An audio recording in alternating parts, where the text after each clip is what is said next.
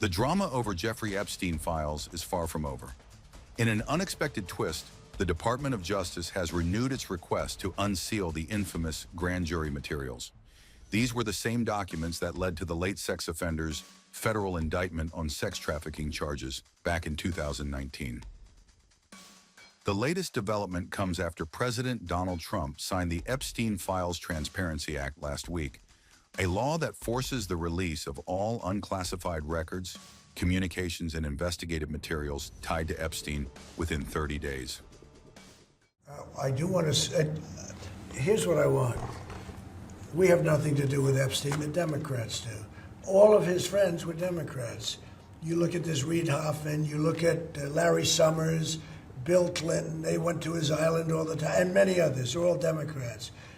All I want is I want for people to recognize the great job that I've done on pricing, on affordability, because we brought prices way down, but they're going way lower, on energy, on ending 8 wars, and another one coming pretty soon, I believe. We've done a great job.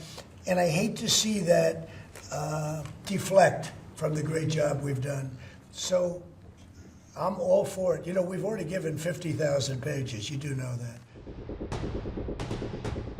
Under the Act, Attorney General Pam Bondi must ensure the release of these documents with only narrow and explicitly justified redactions permitted. Those redactions, limited to protecting victims' privacy or safeguarding ongoing investigations, must be documented publicly in the Federal Register.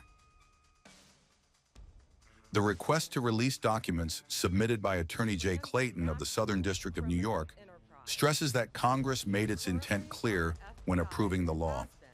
These investigative materials are meant to be released and released quickly. Clayton told the court that lawmakers set a strict 30-day deadline and that the judiciary should act with urgency. Meanwhile, Clayton's renewed push also coincides with his assignment to investigate Epstein's connections to prominent Democrats. When asked how this parallel investigation could affect the release of records, Attorney General Bondi offered no details, saying only that the matter is now part of a pending inquiry in the Southern District of New York. The department argued that the new mandate overrides existing rules governing grand jury secrecy, but that position faces deep judicial skepticism. Judge Richard Berman previously rejected a similar request from the Trump administration, citing what he called significant and compelling reasons to keep the materials sealed. The most important reason among them was regarding the victim's safety and privacy. Berman noted that the roughly 70 pages of grand jury transcripts and exhibits are minimal compared to the government's existing trove of more than 100,000 pages of Epstein files.